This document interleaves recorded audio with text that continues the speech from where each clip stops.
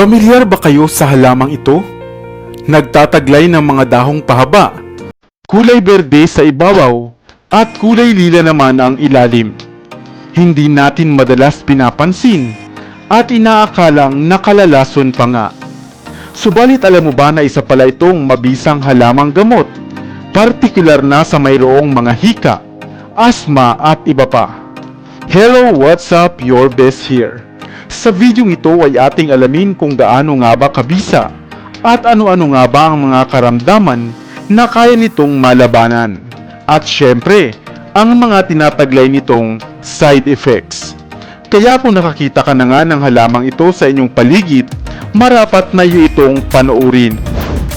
Ito ang halamang Tradescantia spatacea. Halamang kilala rin sa mga katawagang boat lily, mosses in the cradle, violet boat, oyster plant, o kaya naman ay halamang bangka-bangkaan. Ito ay sapagkat animoy hugis bangka nga ang mga bulaklak at dahon nito. Ang halamang bangka-bangkaan ay isa palang halamang gamot na kabilang sa pamilya ng mga Commelinaceae na native sa mga bansang kagaya ng Belize, Guatemala, Southern Mexico, sa mga oceanic island at maging sa Hawaii. Subalit sure ako na meron ka na ring nakita nito dito sa atin sa Pilipinas. Maliban sa isang magandang halamang ornamental ang halamang ito na mainam itanim sa outdoor, ay isa rin pala itong mainam na air purifying plant o naglilinis ng hangin sa ating tahanan. Napakakatinga ng dagta ng halamang ito na marapat ay lagi nating iwasan. Toxic nga rin ito para sa mga hayop at sa ating mga balat. Kaya nga hindi batid ng marami na ang halamang ito ay may gamit din pala at maraming kalunasan. Batid mo ba na sa bansang Vietnam, ang bangka-bangkaan ay matagal na nga nilang ginagamit bilang gamot o panlunas sa mayroong mga ubo, matinding ubo, at mga karamdamang mayroong kasamang pagdurugo. Sa ilang bahagi naman dito sa Pilipinas, partikular na sa mga liblib na lugar, ito rin ay matagal na nilang ginagamit na panlunas sa mayroong mga sakit sa balat, sugat at kagat ng ilang insekto tulad ng bubuyog. Napakahusay rin ito sa mga dumaranas ng hika, asma, lagnat, sore throat o pagdurugo ng ilong. Sinasabing mainam rin ito sa mga taong dumurumi na mayroong kasamang dugo. Maglaga ka lamang ng 5 piraso ng matandang dahon nito sa 3 baso ng tubig, pakuluin ng 10 minuto.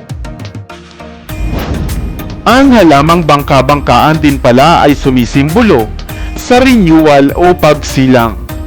Isang simpleng halaman na mabilis paramihin at tumutubo din lamang kahit saan, at ngayon ay marami rin palang pakinabang. Ikaw, mayroon ka na rin bang karanasan sa paggamit ng halamang ito o ng halamang bangka-bangkaan?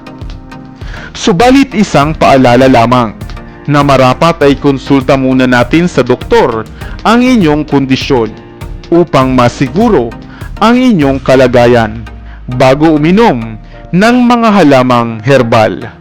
Sana ay may bago kang natutunan sa videong ito. Iwan ka naman ng comment sa comment section sa ibaba. I-like at i-share mo na rin para naman sa kaalaman ng iba.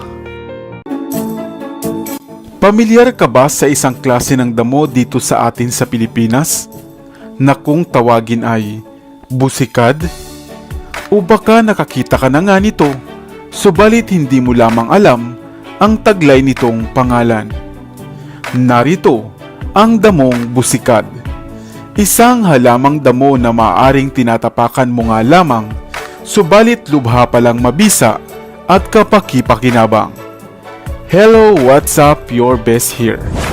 Bago pa nga nakilala ang modernong medisina, ay ang mga herbal na gamot na ang tradisyonal na gamit ng mga tao na nagsisilbi nilang pangunahing lunas o first aid. At ang damo dito sa atin sa Pilipinas ay mayroong malaking ginagampanang tungkulin sa hanay ng mga medicinal plants. Mga damo na madalas nga'y nakikitang tumutubo lamang sa kapaligiran, sa bakuran o kaya ay sa parang. At isa na nga rito ang damong busikad. At hindi mo nga aakalaing napakahusay pala nitong medicinal plants. Ang busikad ay isang uri ng pangkaraniwang damo sa Kabisayaan na kilala nga sa mga katawagang Kilinga nemoralis o Kilinga brevifolia. Isa itong whitewater sedge na kauri ng mga sedges sa pamilya ng halamang Creperaceae. Kadalasang makikitang tumutubo ang mga busikad sa parang, sa gilid ng mga kalsada at sa likod bahay. At minsan nga ay kasama pa silang tumutubo ng mga halamang damong kilala rin na tinatawag nating paragis. Ang damong ito ay nagtataglay ng mahalimuyak na scent o amoy kung inyo itong puputulin. At dahil sa katangian niyang ito ay kadalasang ginagamit ang damong ito o ang busikad sa mga pagpapaganda ng daloy ng sikmura o tiyan. Sa China nga o sa bansang China ay kadalasang ginagamit na panlunas sa mayroong mga sipon, bronchitis, malaria at arthritis ang damong busikad.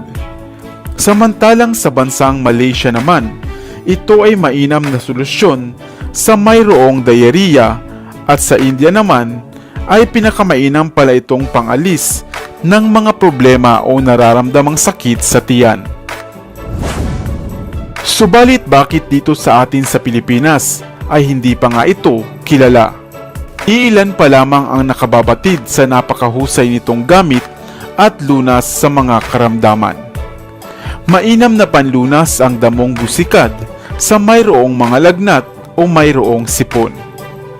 Ang damong busikad ay karaniwang tumataas lamang ng ilang sentimetro buhat sa lupa at kadalasang nagpaparami sa pamamagitan ng paggapang ng mga katawan nito at mga ugat. Subalit papaano nga ba ito gagamiting panlunas? Ang bulaklak ng damong busikad ay maaari mong kunin ang puti nitong bulaklak at ilagay sa isang basong tubig, kasama ng ilang piraso ng buto ng munggo, at iwanan ito o ibabad ng magdamag.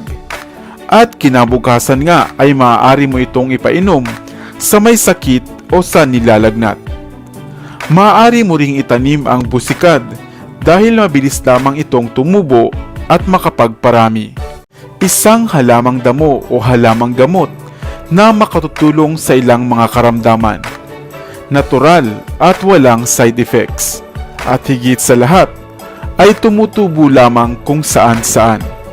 Ikaw, nakakita ka na ba ng damong ito? Dito na sa Best TV, tayo ay matuto. Utak mapuno ng bagong kaalaman. Dito na sa Best TV, tayo ay lumibot. Lihim na mundo ay ating matuklasan. Dito yan sa Best TV. Dito yan sa Best TV. Dito yan sa Best TV. Sapagkat ang mga laki may alam. Dito yan sa Best TV. Tara bes, sabay-sabay tayo na matuto. Pagkat dito sa mundo lamang ang siyang marunong. Ating utak sa linan ng